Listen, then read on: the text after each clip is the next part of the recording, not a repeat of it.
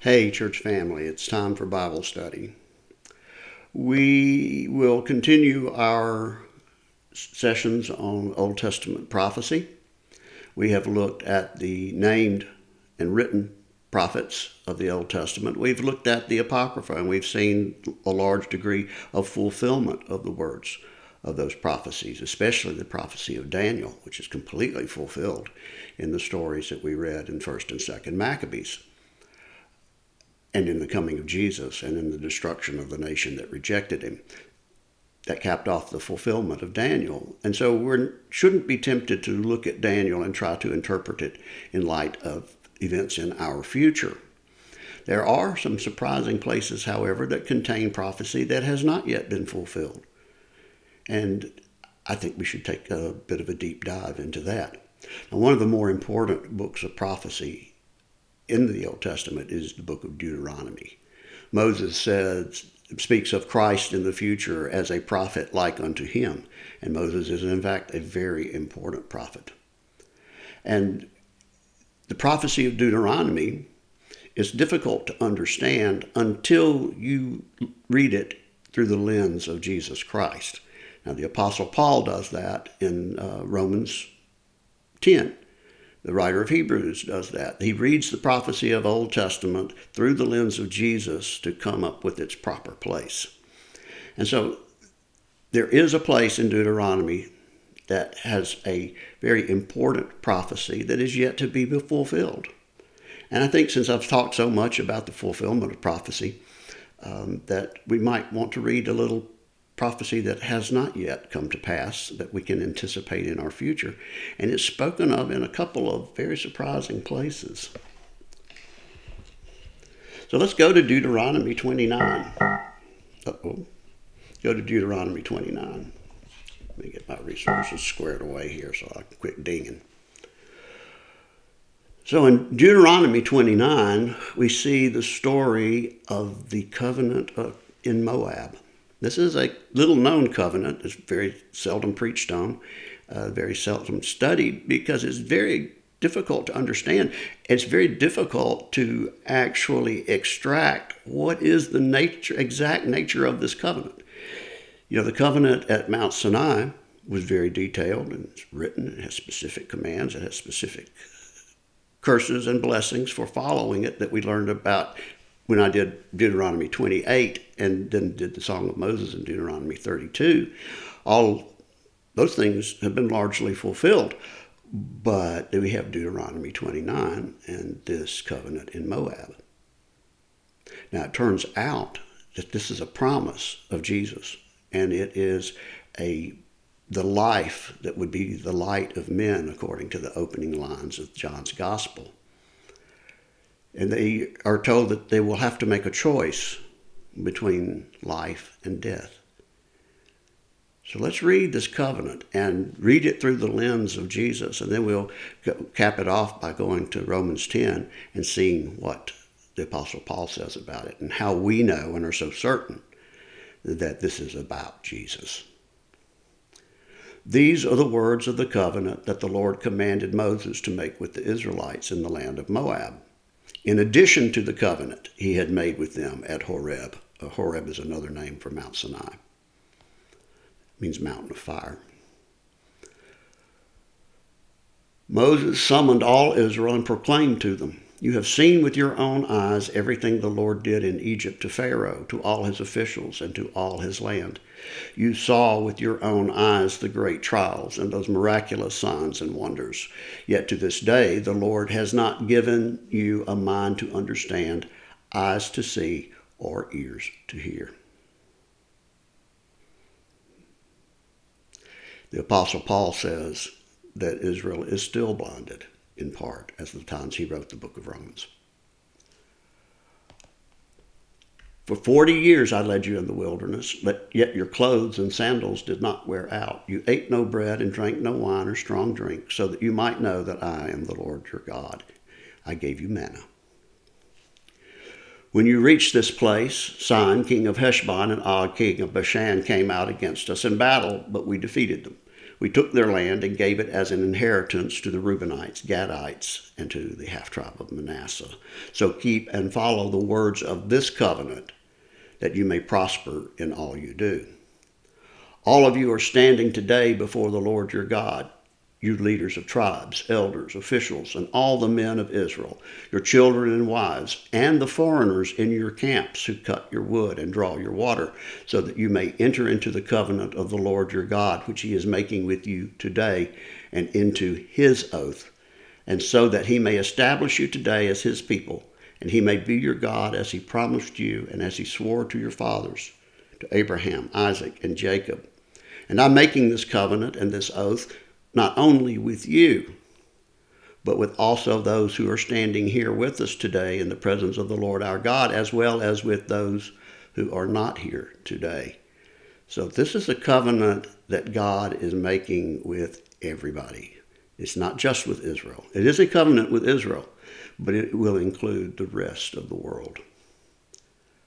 For you yourselves know how we lived in the land of Egypt and how we passed through the nations on the way here.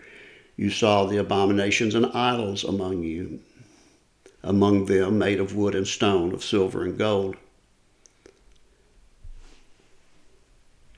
Make sure there is no man or woman, clan or tribe among you today whose heart turns away from the Lord our God to go and worship the gods of those nations. Now we know from the New Testament that it is in fact Jesus who is the God that led them out of Egypt. And he says, you saw the other gods. In fact, they had a terrible problem with that idolatry the whole time they wandered.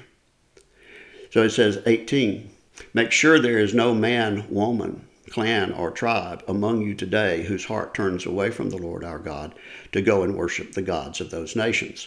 Make sure there is no root among you that bears such poisonous and bitter fruit. That root of bitterness that the writer of Hebrews brings up.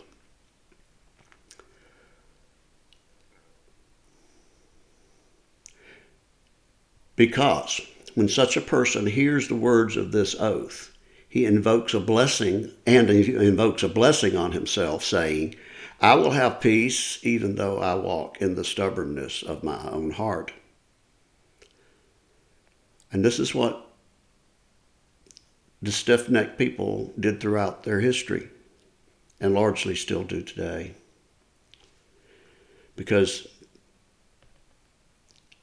if they do hear the words of this covenant, which God is making with everyone, anyone that rejects this covenant, whether Israelite or not, will incur the curses associated with the violation of this covenant. He says, if they say, I will have peace even though I walk in the stubbornness of my own heart, this will bring disaster on the watered land as well as the dry. The Lord will never be willing to forgive him. Instead, his anger and jealousy will burn against that man, and every curse written in this book will fall upon him. The Lord will blot out his name from under heaven and single him out from all the tribes of Israel for disaster, according to all the curses of the covenant written in this book of the law. Going to see that this is the finality of the judgment that he's just dictated would fall upon them. Then the generation to come, your sons who follow you, and the foreigner who comes from a distant land will see the plagues of the land and the sicknesses the Lord has inflicted on it. All its soil will be a burning waste of sulfur and salt, unsown and unproductive, with no plant growing on it, just like the destruction of Sodom and Gomorrah, Admah and Zeboim, which the Lord overthrew in his fierce anger. So all the nations will ask, why has the Lord done such a thing to this land?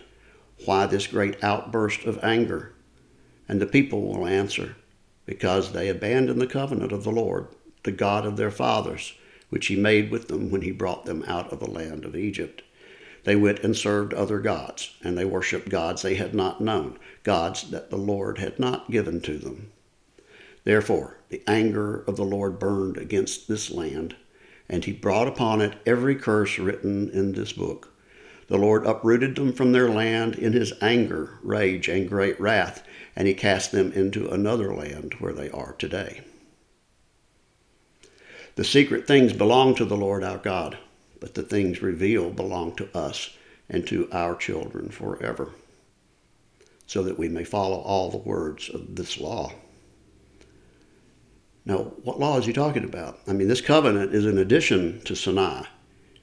There is another word that they must follow. And it will be that word that is made flesh in the person of Jesus Christ.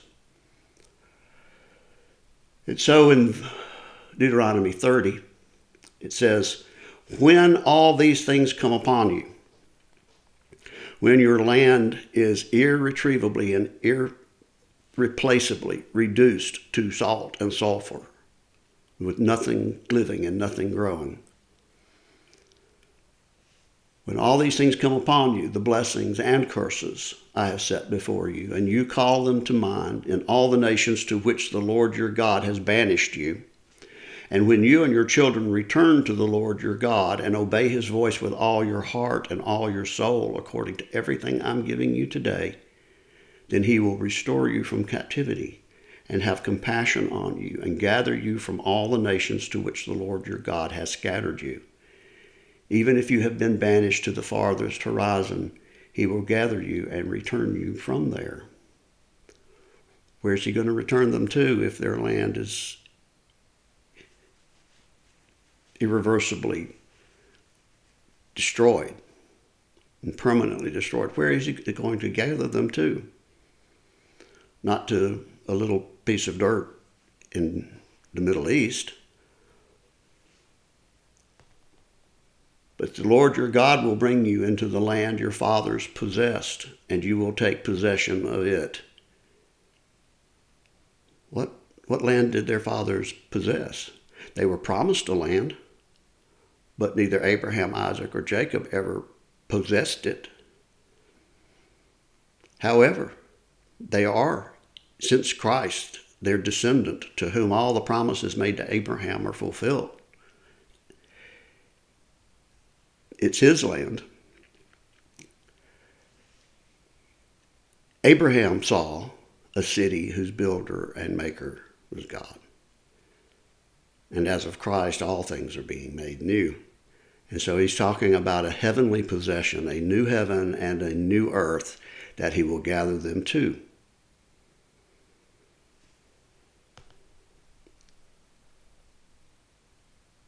And the Lord your God will bring you into the land your fathers possessed, a new heaven and a new earth, a new Jerusalem. And you will take possession of it. He will cause you to prosper and multiply more than your fathers. The Lord your God will circumcise your hearts and the hearts of your descendants, and you will love him with all your heart and with all your soul, so that you may live.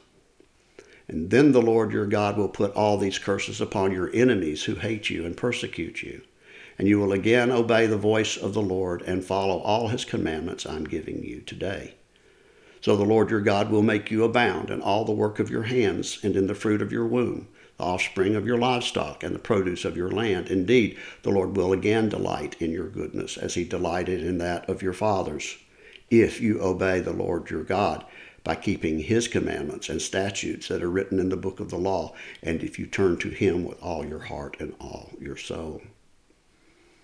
So now this is a covenant of the heart. This is not a covenant of rules. This is a covenant of relationship with their God. And again, it is Jesus Christ who is the God of Israel. You know, the idea of two powers in heaven was really just generally accepted in Judaism up until the 2nd century AD, when the rabbis decided it was too descriptive of Jesus, that Jesus was, in fact, that second power in heaven. There's one Yahweh, and they're often described in the Old Testament scripture side by side. There's one invisible spirit, who we know as the Father, and then there is another Yahweh or Jehovah, who appears as a man and in bodily form, and sits under the oak tree at Mamre with Abraham, and has supper with the 72 elders on top of Mount Sinai. It is the appearance of the angel of the Lord, where Jesus makes an appearance often in the Old Testament. And so to reject Jesus is to reject the God of Israel. He says, if you have seen me, you have seen the Father. And in the first chapter of Hebrews, as well as the first chapter of Colossians, it makes it unmistakably clear that all of the fullness of God resides in the person of Jesus Christ. So, that's the covenant that's being offered. It says, for this commandment I give you today is not too difficult for you or beyond your reach. It is not in heaven that you should need to ask, who will ascend into heaven to get it for us and proclaim it, that we may obey it? And it's not beyond the sea that you should need to ask, who will cross the sea to get it for us and proclaim it, that we may obey it? But the word is very near you. It is in your mouth and in your heart, so that you may obey it. Now, so how do we know that this is talking about Jesus? Let's go to Romans, the 10th chapter.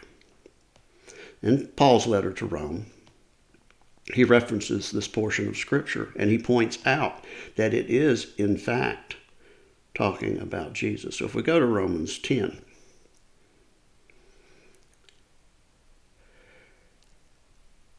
it says, brothers, my heart's desire and prayer to God for the Israelites is for their salvation.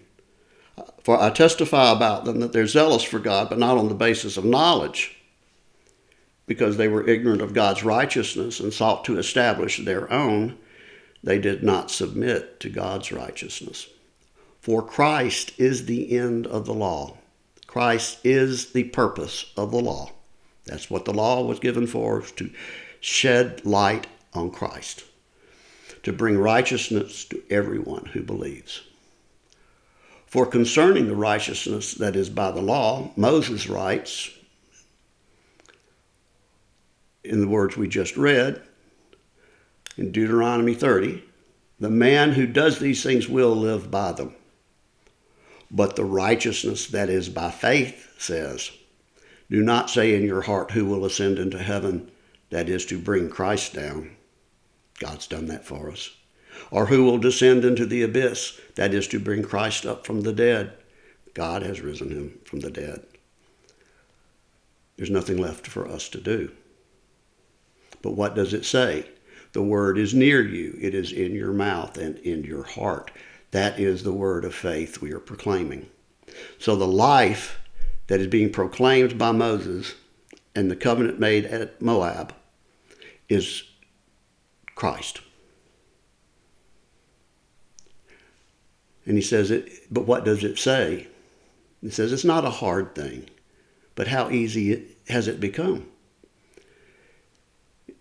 It says that is the word of faith we are proclaiming, that if you confess with your mouth Jesus is Lord, and you believe in your heart that God raised him from the dead, you will be saved.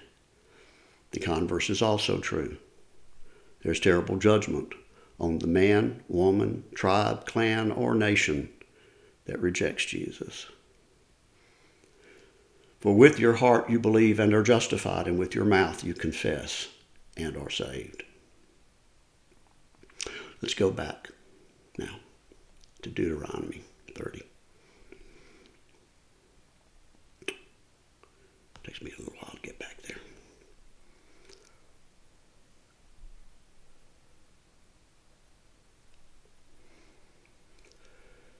See, this is verse 15. See, I have set before you today life and goodness, as well as death and disaster. For I am commanding you today to love the Lord your God, to walk in his ways, and to keep his commandments, statutes, and ordinances, so that you may live and increase. Read here, I'm commanding you today to love Jesus. And the Lord your God. so that you may live and increase, and the Lord your God may bless you in the land you are entering to possess. Not the literal land that they're about to possess after they leave Moab, little area the size of New Jersey in the Middle East, but a city whose builder and maker is God, a new Jerusalem which descends upon a new heaven and a new earth. That eschatology that was inaugurated when Jesus came in the flesh. He says, but, in 17, but if your heart turns away and you do not listen, but are drawn away to bow down to other gods and worship them, I declare to you today that you will surely perish. You shall not prolong your days in the land that you are crossing the Jordan to possess. I call heaven and earth as witnesses against you today, that I have set before you life and death, blessing and cursing.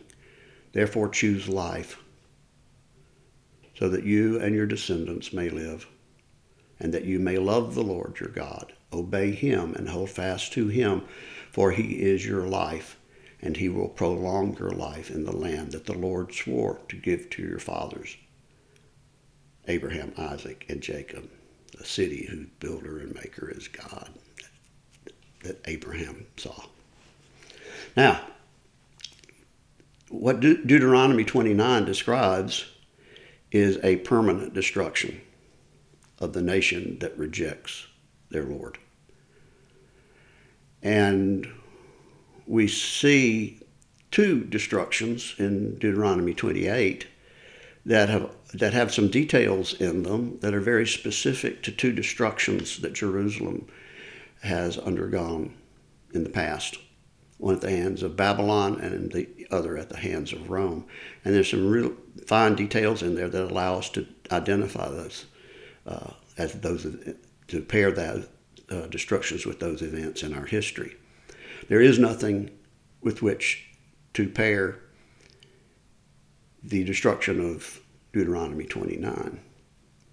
And an irreversible destruction is described there, and it's described somewhere else very interesting. And since